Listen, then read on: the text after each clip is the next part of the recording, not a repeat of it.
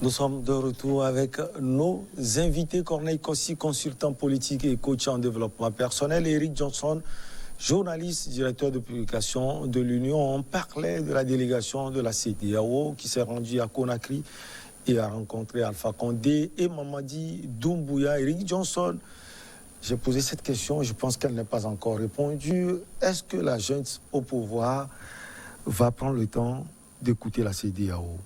Il va faire ce qu'elle veut. La junte est obligée d'écouter la CEDEAO. Du moment où la Guinée fait partie de la CEDEAO, qui est une organisation sous-régionale, qui est régie par des tests. Nous disions tout à l'heure que la politique intérieure de la CEDEAO n'a pas cette vocation d'intervenir directement. La CEDEAO peut quand même procéder par des médiations, par des interventions, mais pas pour demander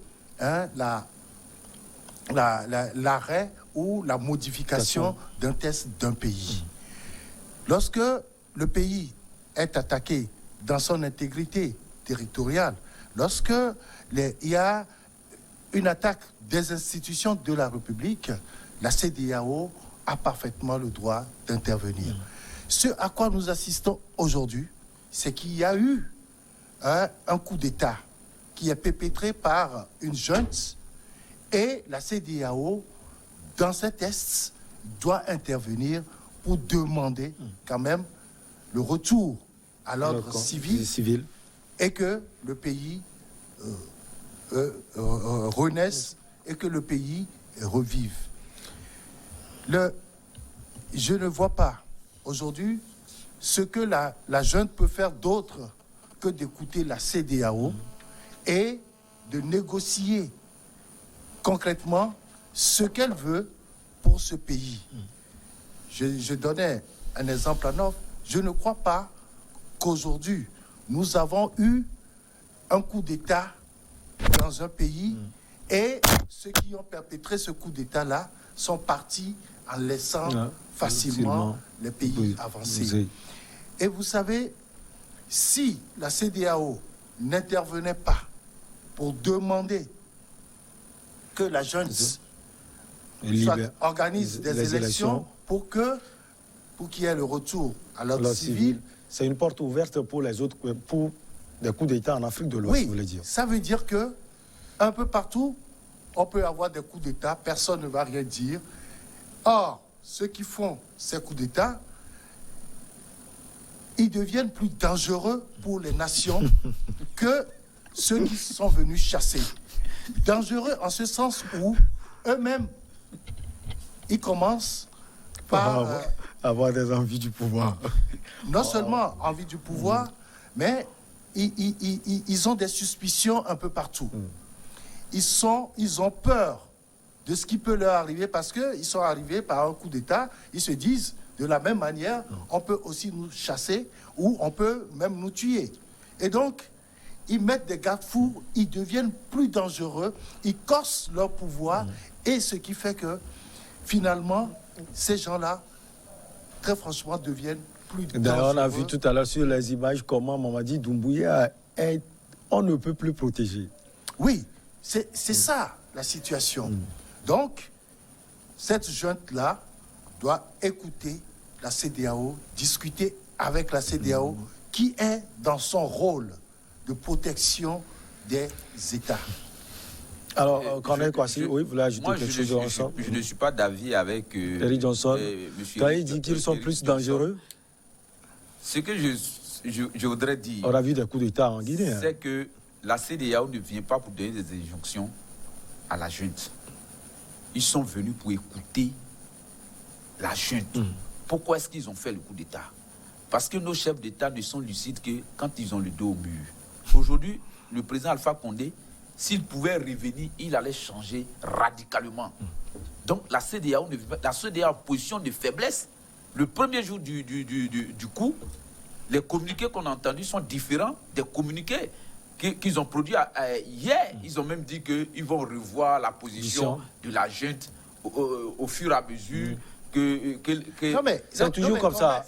Corneille, c'est toujours comme ça. On commence très dur. Ce sont des langages diplomatiques. Ce que vous dites, je comprends très bien. Oui. Mais cette CEDEAO-là, j'ai dit qu'elle est moribonde. Il faut agir en amont. Il faut toujours agir en amont. Ce n'est pas en aval où tout est gâté, comme le disent les Ivoiriens, que vous allez venir arranger. Vous allez arranger quoi? Ils ont commis un acte où ils ne peuvent pas faire marche arrière. Ils ne vont jamais dire à Condé, viens prendre ton pouvoir. Donc la CEDEAO ne vient pas pour, comme on appelle, donner des injonctions à la junte. Il faut que nos dirigeants comprennent que, comme on appelle, la nation et l'intérêt de la nation transcendent les partis politiques et les intérêts personnels. Ça, il faut que les gens comprennent. Tant que les gens n'ont pas compris ça et qu'il va avoir coup d'État, ils vont prendre de leurs dépens et le peuple va acclamer. Il était élu à 95%, non? Quand on l'a fait tomber, le peuple était où? Les 95% des Guinéens, ils étaient où? Oui, peut-être que la junte aussi passe par les quartiers qui sont contre Alpha Condé pour se faire applaudir. On a eu des cas en Côte d'Ivoire où les gens se sont mis dans la rue. Ils ont tué plein de personnes. Simplement pour manifester leur colère, pour manifester, pour dire qu'ils ne sont pas d'accord. Mais en Guinée, une seule personne n'est pas sortie pour dire que c'est qu'on est venu pour défendre Condé. Condé même est conscient, tous ceux qui sont dans son entourage là. Pourquoi quand la junte les a appelés, ils n'ont pas dit qu'on ne travaille pas avec toi? Ils veulent c'est pas pas avoir eux qui ont des poussé soucis. le président Condé à aller faire des bêtises. Pourquoi ils vont maintenant croiser la junte pour dire on va travailler avec toi? Voici le problème. Johnson, Corneille. Ouais. Vous voulez dire quoi, Ici, Corneille? nous sommes dans ce que nous pourrons appeler la diplomatie. Mais cette diplomatie fait à la française là, c'est ça qui a tué l'Afrique. Il faut qu'on change de manière de faire. Est-ce que la diplomatie française, c'est la meilleure diplomatie? Cette diplomatie qui n'arrange pas... La CEDEAO, on va écouter Eric Johnson aussi. À la junte de laisser le pouvoir à Condé. La CEDEAO, comme tu l'as dit... Mais normalement, c'est ce qu'ils doivent dire. Pourquoi? Mais parce que les tests disent qu'on ne doit pas faire de coup d'État. Il faut aller dire à la personne que ce que tu as fait là, c'est pas bon. Oui. Sauf qu'elle ne peut pas le dire. C'est ce que vous essayez de dire. On ne peut pas demander à cette junte-là de remettre le pouvoir à Condé. Parce que les mécanismes de la CEDEAO ne le permettent pas. Pourquoi pas Eric Johnson? Justement, parce que dans les tests, c'est pas ce qui est dit. C'est pas ce qui est dit. Lorsqu'il y a une situation comme ça, il faut aller écouter tout le monde, savoir concrètement ça veut dire qu'ils approuvent ces genres de situations. Sinon, ils allaient baliser ces situations à la base. Ils ne l'ont pas balisé. Je parlais tout à l'heure de nos tests qui constituent véritablement un frein au développement des pays africains. Oui, je parlais des tests. C'est fondamental. Donc, s'il y avait un test qui dit clairement, lorsqu'il y a... Vous savez ce qui allait se passer? Si on devait remettre le pouvoir à quelqu'un à qui on a fait coup d'État, on l'aurait tué tout de suite et c'est fini. Monsieur Johnson, le président Condé, il est juriste. Il est juriste. Oui. Il a fait 10 ans au pouvoir. Oui. Pourquoi ne pas dire à tes pairs que, comme je suis juriste, on va baliser les tests pour ne pas que quelqu'un d'autre... Parce qu'avant qu'il ne vienne au pouvoir, il y a eu des milliers de coups d'État en Afrique et dans son pays. Oui. Mais pourquoi quand il vient... D'ailleurs, c'est au moment où, à la tête de nos pays, il y a des intellectuels. C'est là qu'on ne comprend pas. Tout à l'heure, on disait que les gens faisaient des tests. Taillé à leur mesure. Justement. Il a taillé son test à sa mesure. Donc, il va prendre de son dépens. Il paie. Allez, Eric Johnson, juste un mot et puis on sort de ce sujet. Tel que la situation se présente à Guinée, l'organisation sous-régionale qui est la CEDEAO doit intervenir pour remettre balle à terre, demander à la junte d'organiser très rapidement une élection et que le pays là reprenne vie. On ne peut pas. Je vais chuter. On ne peut pas obliger la junte d'organiser des élections rapidement. Pourquoi? Je m'explique. Voulez-qu'ils gardent le pouvoir? Il y a eu des coups d'État en Centrafrique. Il y a eu des coups d'État au Mali. et je ne sais où encore. Ils ont poussé ces pays-là à aller aux élections, à organiser ces élections. Mais la Centrafrique n'est pas dedans. Bon, la Centrafrique était dedans. On parle de la CEDEAO, quoi. Bon, maintenant, si vous voulez élargir sur l'Union africaine. Ils se comportent de la même manière sur tout le continent. On ne peut pas dire aujourd'hui, j'ai dit, moi en tant que coach, ça me ferait plaisir que je sois en Guinée pour conseiller ce jeune président, Mamadi pour Doumbouya, qu'il puisse réussir sa mission. Comment réussir? C'est quoi sa mission? Comment réussir? Est-ce qu'il a une mission? Il a une mission. C'est quoi sa mission? Il a une mission. Qui lui a confié cette mission? Qui a confié la mission à M. Condé quand il a fait le troisième mandat? Il a été élu. Il a été élu comment? Il a brûlé les tests, il a violé les tests de manière flagrante pour être là. Et puis quelqu'un d'autre vient violer les tests. Tu dis donc que lui, il n'a pas le droit et l'autre a le droit. De quelle manière? Bon. Avec les armes. Oui, mais l'autre avec son bic. Oui.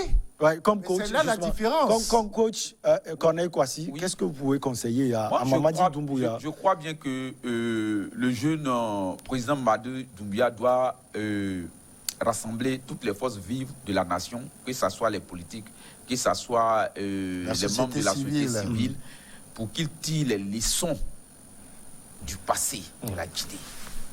Parce que ce n'est pas la première fois que la Guinée se trouve dans cette situation qu'on ne voit ni tête ni la queue. Il faut qu'il fasse très attention. Il a déjà une potentialité, c'est qu'il s'est familiarisé avec la France.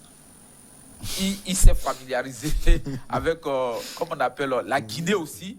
Il connaît les deux parties. Il sait comment mettre les deux parties ensemble pour que lui, en tant que Messie, parce que je dis que c'est le Messie de la Guinée, il se retire pour que quelqu'un d'autre, un civil... Dadis Camara était aussi un Messie. Un Messie au début. Non, les moi gens je crois bien que le président Dadis, il était trop bling-bling.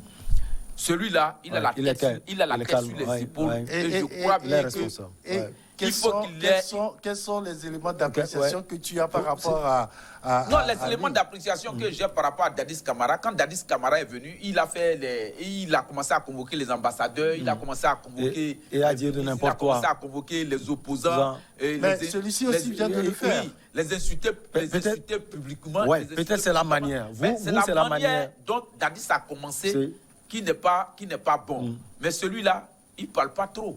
Ça fait presque une semaine qu'il a fait le coup d'État. Il ne parle pas. Mais ce qui m'a plu, il a dit qu'il veut une nouvelle Guinée. C'est pourquoi il appelle les Guinéens de l'extérieur, les Guinéens de l'intérieur, de se réunir et de faire des tests adaptés à la Guinée. Et j'ai dit à Michel ici qu'on va juger le monsieur selon les actes et les pas qu'il pose. Donc pour le moment, il ne faudrait pas qu'on lui fasse des procès d'intention.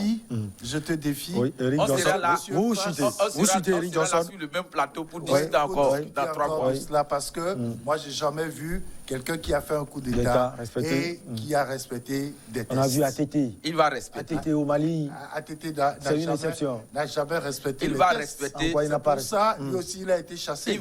Il va respecter. Je l'ai défendu ici. S'il ne respecte pas, on viendra ici pour tirer à boulet rouge sur lui. Bon, on va parler du Togo, Covid-19. Le gouvernement corse les mesures restrictives. Le gouvernement togolais remet les mesures drastiques en lien avec Covid-19. Jeudi, il a décidé de refermer tous les lieux de culte et de prière sur toute l'étendue du territoire national. Selon le gouvernement, ces mesures, ces nouvelles dispositions sont motivées par une inquiétante flambée de la pandémie ces derniers jours au Togo. Eric Johnson, vous avez sans doute traité des dossiers sur cela. Pour vous, est-ce que c'est une bonne chose pour le gouvernement, pour tous les Togolais d'ailleurs? Je ne commencerai pas à dire déjà que c'est un nouveau coup de massue sur la tête des Togolais. Ouais. Parce que vous n'êtes pas sans savoir que bientôt la rentrée scolaire, c'est la rentrée académique le 20 et la rentrée pédagogique le 27. Et donc, déjà, les parents que nous sommes, on est déjà en train de réfléchir à comment faire cette rentrée à nos enfants. Il faut courir de gauche à droite pour chercher du magot, comme on le dit souvent. Un peu partout. Mais là, avec ces nouvelles mesures, Je pense que tout le monde l'a reçu, très déçu. Mais la question est de savoir, est-ce que le gouvernement pouvait rester sans rien faire en cette période où les cas de contamination sont très élevés et que des morts s'en suivent? Le gouvernement n'est-il pas dans son rôle en revenant sur certaines mesures qu'il avait prises lors de la première vague? Je dis que nous-mêmes, en tant que citoyens, nous sommes quelque part responsables de tout ceci. En quoi on est responsable? Parce que, vous savez, il y a des règles qu'on nous demande de respecter. Quand il y a eu une petite accalmie où les gens, on avait à peine 7 à une quinzaine de contaminations par jour, tout le monde s'était dit que bon, voilà, adieu, coronavirus.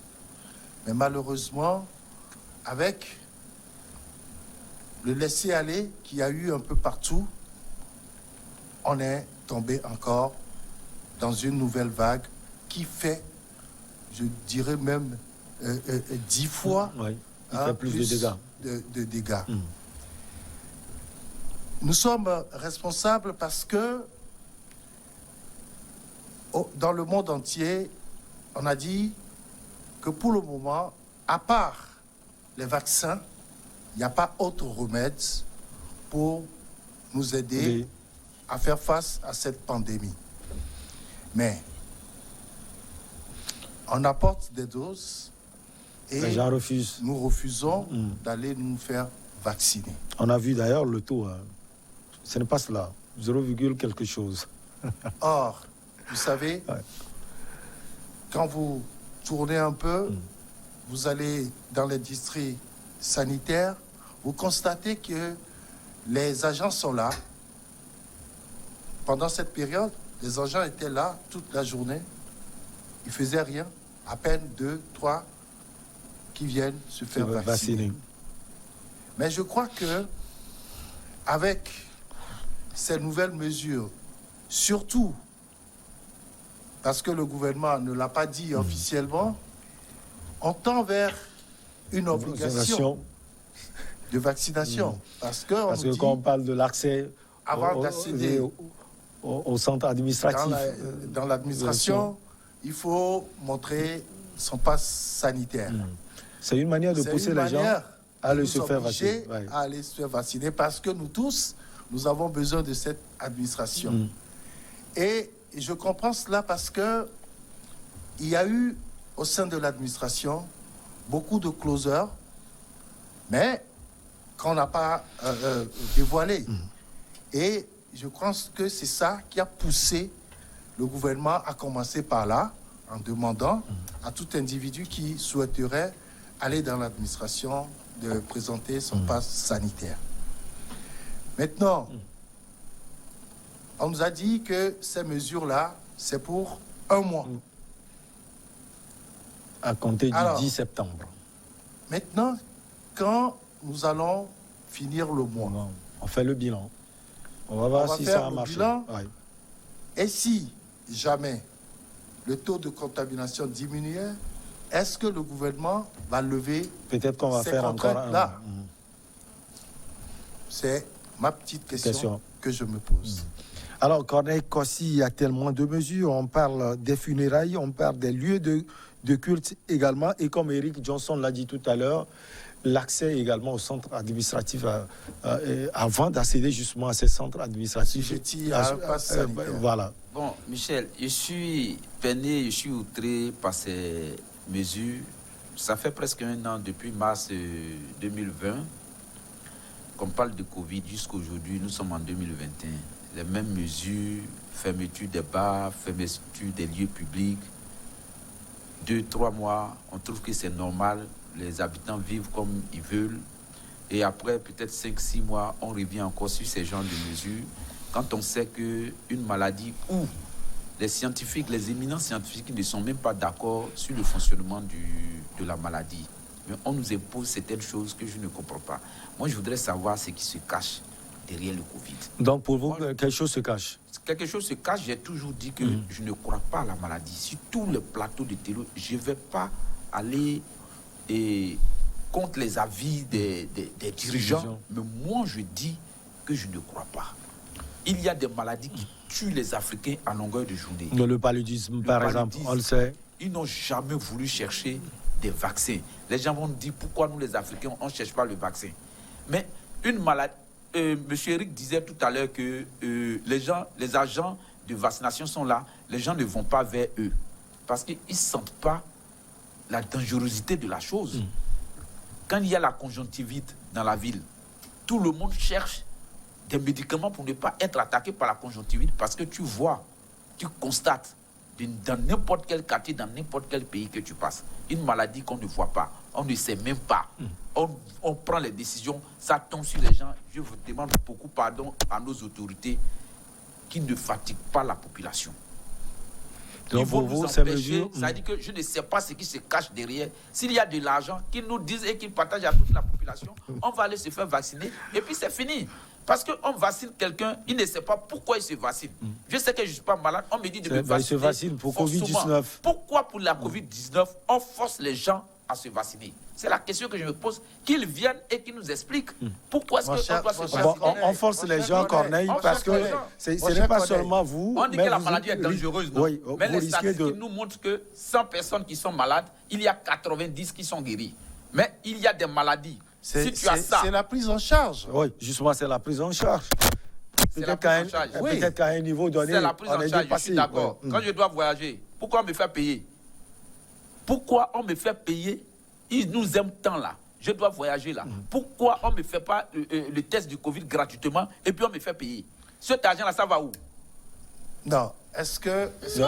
Oui, Eric Johnson, réaction, oui. Là, tu parlais de la vaccination obligatoire. Oui. Mais tu as un carnet de vaccination. Moi, j'ai un carnet de vaccination. Justement, parce que je suis conscient, les maladies dont on me fait le vaccin là. Tu les as vues? Je les ai vues. Les gens sont morts, les gens sont morts de ça. Ouais. Vous n'avez jamais vu un malade de Covid-19. Et jusqu'à aujourd'hui, les gens meurent de ça. Donc, c'est parce que vous n'avez pas vu. Moi, je n'ai pas encore vu. Pas. Je suis comme un saint Thomas. Mon cher collègue, je voudrais juste te poser une petite question. Oui, vas-y. Quand ça a commencé en Chine, à Wuhan, tu as cru ou pas? J'ai cru. Alors pourquoi tu ne crois pas? Tu ne crois pas pourquoi je ne crois pas ici. Tu ne crois pas? Quand vous prenez un professeur comme Didier Raoult, oui. Est-ce que c'est quelqu'un qu'on a ramassé dans la rue? Non. C'est un éminent professeur. Ouais. Bien sûr. Il dit que j'ai le médicament. Je te donne un exemple simple. Tu as un enfant, j'ai un enfant. Les deux sont malades, de la même maladie. On cherche les médicaments pour guérir les enfants, on ne trouve pas. Mais toi, tu trouves un médicament pour guérir ton enfant.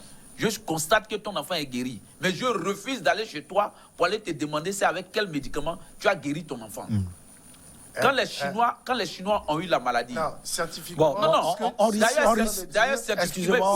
de perdre le temps pour cela. On va parler des mesures du gouvernement togolais. Il ne peut pas nous prouver qu'aujourd'hui, moi j'ai des doutes sur cette maladie, qui nous prouve scientifiquement... En tout cas, pour le moment, le Togo est un bon élève.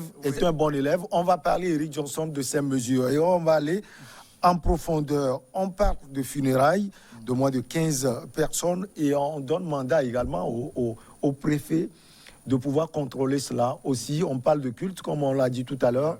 Ouais. Alors, moi, je veux avoir votre avis sur cela, même si Corneille, lui, ne croit pas trop à... S'il ne croit pas, il n'a rien à dire. Non, moi, j'ai quelque chose à dire. J'ai quelque chose à dire. Ouais, sur ces mesures, moi, je ne peux pas contester les mesures du gouvernement togolais. Oui. Parce que ce serait aller contre. Ouais. Ce serait un rebelle. Ouais. Vous parlez d'une manière générale. Oui, nous, on n'aime pas la rébellion.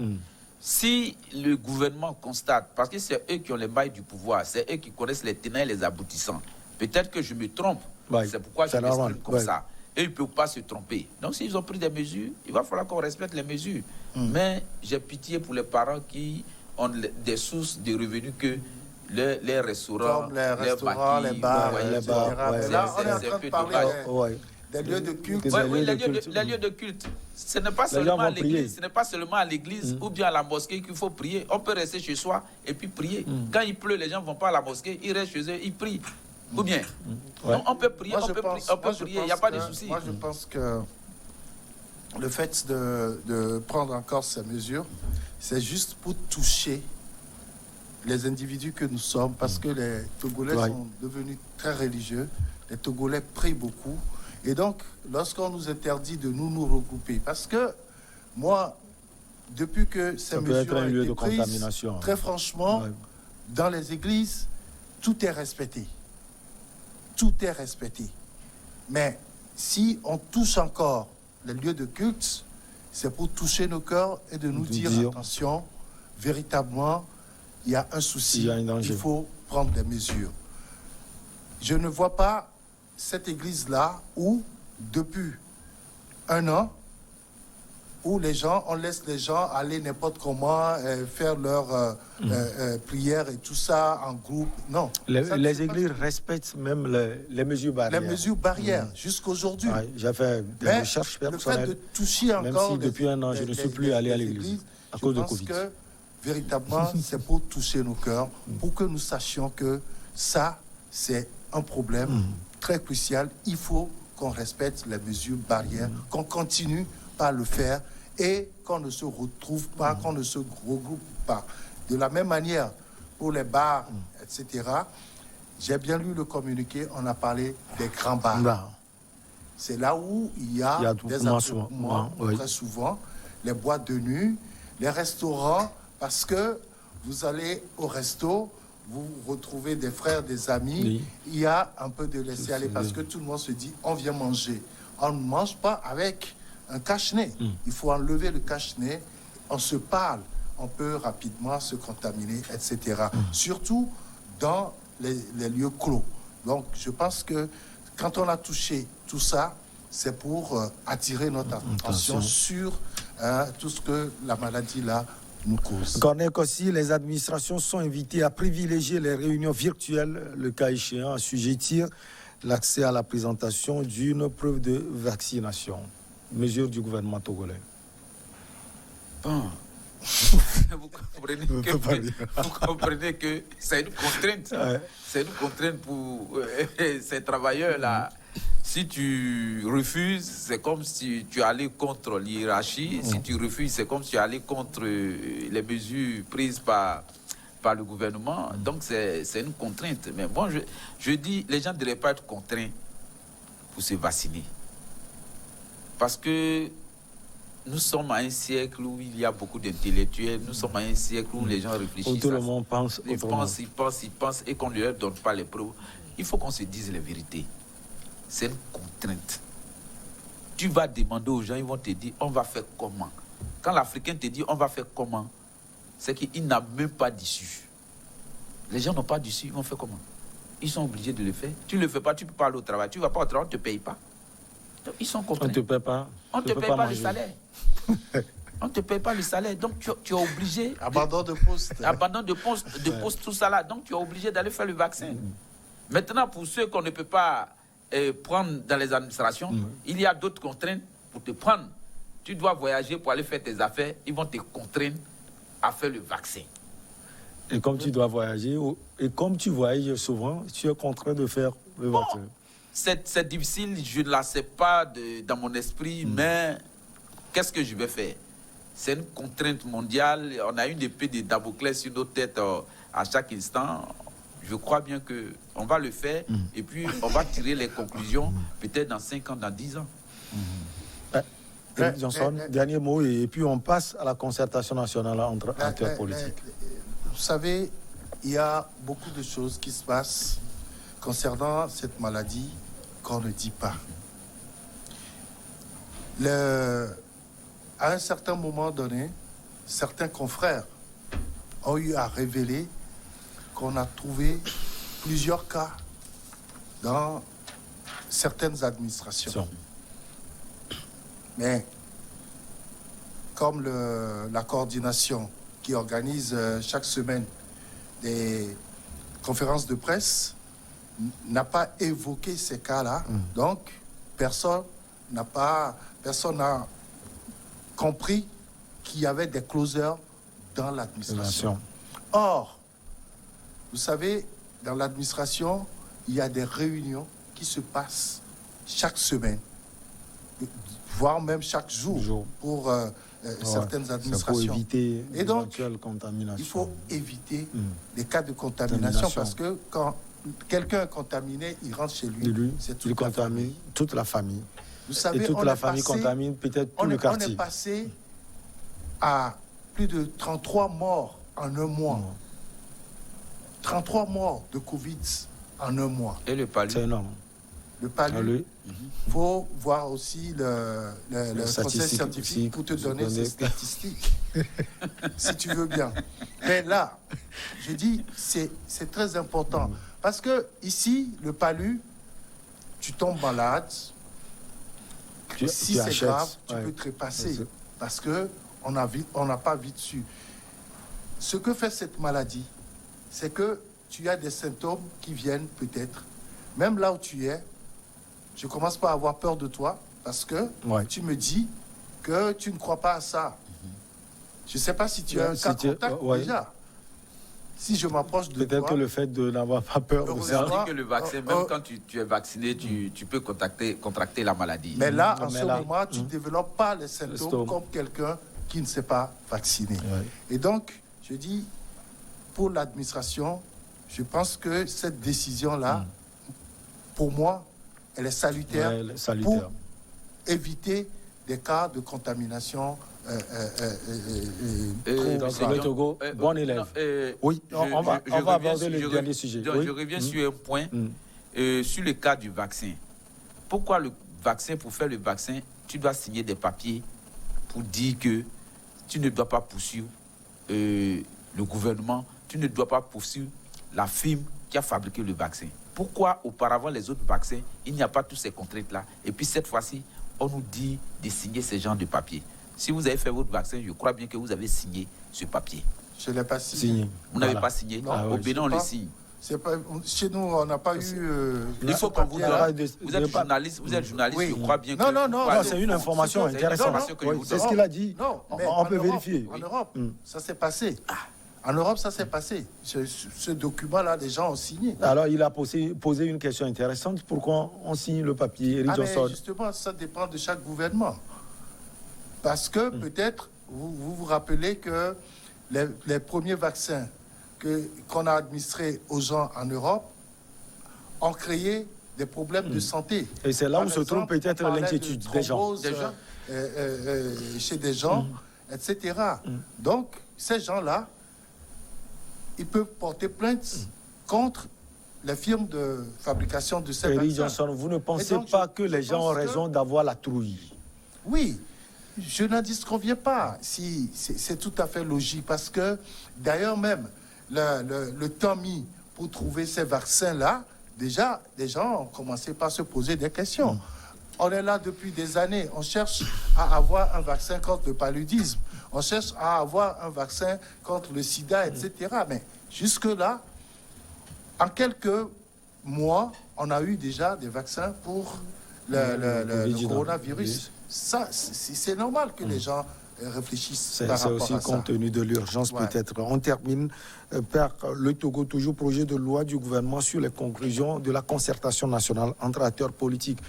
Le gouvernement togolais a commencé à donner suite aux conclusions de la concertation nationale entre acteurs politiques jeudi en Conseil des ministres. Il a adopté 3 projets de loi relatifs à la modification du code électoral, à la loi sur la décentralisation et aux libertés locales, ainsi qu'à la loi sur les manifestations. Eric Johnson, cette question m'intéresse, je l'avais posée déjà, c'est le début du commencement. Oui. Vous savez, quand à chaque fois les gens se concertent, je pense que c'est toujours pour trouver des solutions à des problèmes qui dérangent la société. Nous avions dit, malheureusement, pour toi, que notre ami Ducar n'est pas là. Okay. Si avec lui on avait fait le débat ici, oui. Je lui disais quand même que après cette concertation, le gouvernement ne va pas rester ou aller dormir sur ses lauriers pour dire bon voilà, on a déjà trouvé la solution pour régler les problèmes qui naissent après chaque élection. Que le gouvernement va forcément réagir par rapport à toutes ces conclusions. C'est le début. Et moi, c'est les 3 questions essentielles qui ont été prises en compte par le gouvernement qui m'intéressent. Le code électoral, ça, c'est... 3 questions capitales. Oui. Le code électoral, c'est le nœud de toute élection. Et très souvent, on parle de ce code électoral comme étant un code vraiment pas bien pour le pays parce que à chaque fois, il faut revenir là-dessus. Il y a des clauses de ce code-là qui ne permettent pas à certains de participer à ces élections et de jouir de leurs droits constitutionnels. À part le code électoral, il y a également la loi relative à la décentralisation et aux libertés locales. Aujourd'hui, nous sommes en train de faire la décentralisation. Et il y a une situation, c'est que tous les compatriotes, c'est pas tout le monde, si je peux parler ainsi, qui comprend le sens même de cette décentralisation. Parce que, imaginez-vous, il y a eu un petit souci dans une commune tout récemment, quand le préfet est intervenu, le citoyen lui dit « Aujourd'hui, je ne suis plus sous ta coupole, que c'est le maire qui viendra régler ce problème. » Déjà, ça veut dire que ce citoyen ne comprend pas la décentralisation. Et c'est parce qu'il n'y a pas une communication en tant que telle vers les citoyens. Pour le citoyen aujourd'hui, tout ce que je dois faire, c'est avec le maire. Le préfet, or, la commune il faut expliquer. Se trouve qui doit expliquer? Dans Eric Johnson. Mais ceux qui gouvernent, évidemment, c'est ceux qui gouvernent qui doivent faire cette communication-là. Parce que, et non seulement eux, il y a aussi les partis politiques qui doivent aussi contribuer. Surtout ceux qui sont intéressés par la décentralisation. Mais tout le monde doit être intéressé par la décentralisation.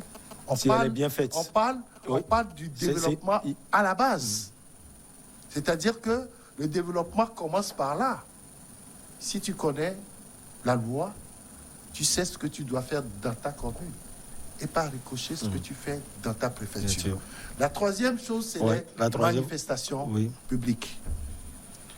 Il y a une loi qui est là, mais qui a commencé par basculer vers autre chose parce que tout le monde n'arrive plus à faire les manifestations de la même manière que ce que dit cette loi.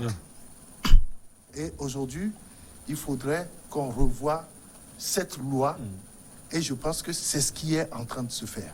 Nous allons suivre ce que le gouvernement a proposé avant que tout ça là n'arrive à l'Assemblée pour que ça devienne une loi de la République. Corneille Kwasi, cette concertation nationale entre acteurs politiques est venue pour essayer d'apporter des solutions aux problèmes au Togo, mais visiblement ce n'est pas cela parce que je vous pose cette question.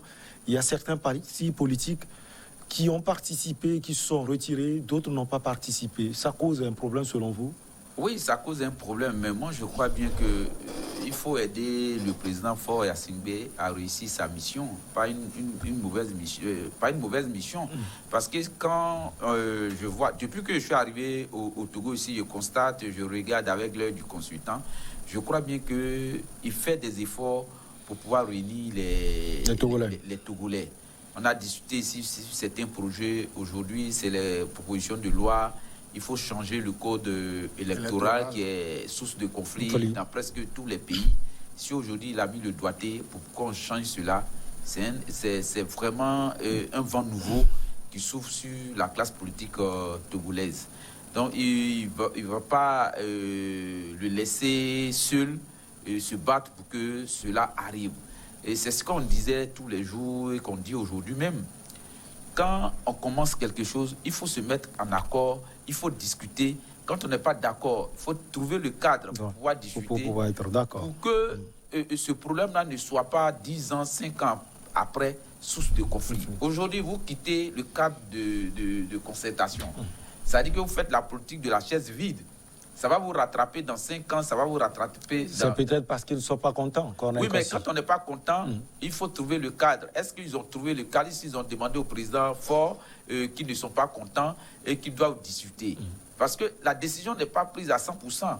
On fait des propositions, on s'assoit, on discute. Il faudrait... Je dis ici qu'au Togo, les opposants, à 90%, quand ils voient le président Faure, ils ne voient que son père.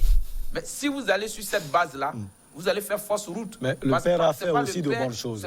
Oui, le père a fait aussi de bonnes choses. Oui, mais lui aussi, il fait de son mieux. Il a hérité d'un héritage qui était trop grand pour lui. Trop lourd pour lui. Il est jeune. Donc, il essaie de colmater les brèches. Il essaie de faire tout. Parce que il y a des gens qui sont dans le sillage, il y a des gens qui sont dans le système, qui ne veulent pas que le système évolue. Chaque fois qu'on met de l'huile, ils viennent, ils mettent le sable. Chaque fois qu'on met de l'huile, ils viennent mettre le sable pour ne pas que le système évolue. Parce que c'est dans ce système-là que lui, il arrive à éclore. C'est dans ce système que lui, il arrive à avoir ce qu'il peut avoir. Mais je constate que le président Faure fait des efforts. Donc, il va falloir que l'opposition revienne, que l'opposition l'accompagne dans ce qu'il veut faire. Comment revenir? Eric Johnson, le train est déjà en marche. Comment revenir? Vous savez, on va à des élections régionales.